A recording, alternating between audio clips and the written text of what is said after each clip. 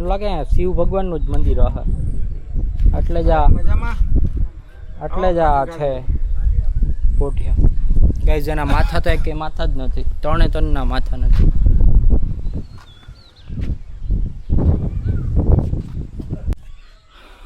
મને એવું લાગે ગાઈઝ આ બધી મૂર્તિ છે ને, જો આ બધી દેખાય અત્યારે પરફેક્ટ વર્ક નથી, બટ એ બદલાવશે આઈ થિંક. તમને બતાવું ગાઈઝ કેમેરો ઊંચો કરીને. જો ગાઈઝ આ મૂર્તિ આખી, પછી આ મૂર્તિ છે, બધી અલગ અલગ ટાઈપ્સની મૂર્તિ છે. જો ગાઈઝ